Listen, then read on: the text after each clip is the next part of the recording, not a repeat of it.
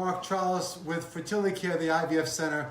We apologize for being a little bit tardy on the east over here. It's 3:30 on the east, and we just had a lot of patients around the noontime hour, had a procedure, so my apologies. I hope you all had a fantastic weekend and the start of a terrific week. Sad note for this webinar today. We had recently learned that a program in Cleveland, a fertility center, had the catastrophic occurrence of the loss of embryos and eggs and I think sperm as well, because the liquid nitrogen tanks that they were stored had a malfunction, and the temperature got warm and we lost the tissue.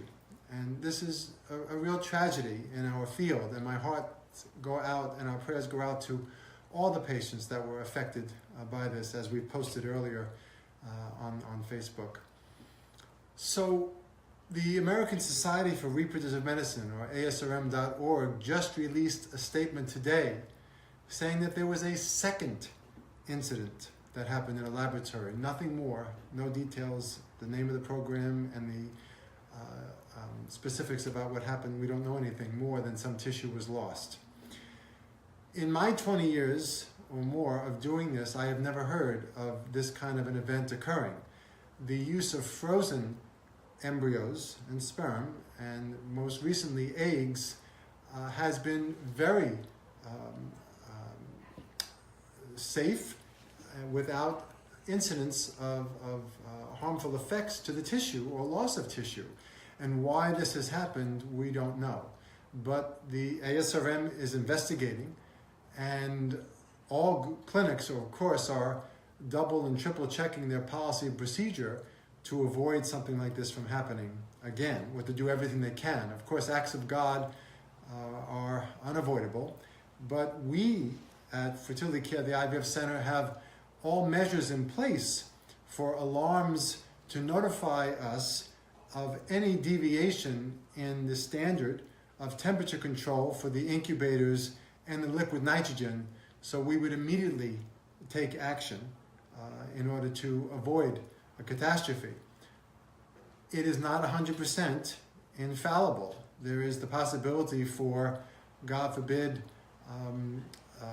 such a rapid change in temperature that nothing could be done to avoid that. But I promise you that we have all measures in place and are anxiously awaiting ASRM's recommendation for any other measures that we can take to ensure your embryos, eggs, and sperm are safe. I have been doing this. I graduated my fellowship in 1996, and I am truly, truly privileged to be involved in this part of your lives. We cherish your trust of your for your eggs and sperm and embryos, and we'll do everything we can to assure you that they are safe here, and promise that every measure will be taken to give you that reassurance and peace of mind. So once again, our prayers are to the patients that are affected. I thank you for your continued trust in our program, and this is to help all the patients that may not be our patients, but to give them some update on this information as well. So a somber note today, but also somewhat encouraging to let you know that this clinic has never, or a clinic I've been involved with, has never had such an event occur. So until next week, this is Dr. Mark Trolice. I hope you have a fantastic week, and please send us messages. We love to hear from you, topics of interest or questions. So have a great week, and we'll see you next time.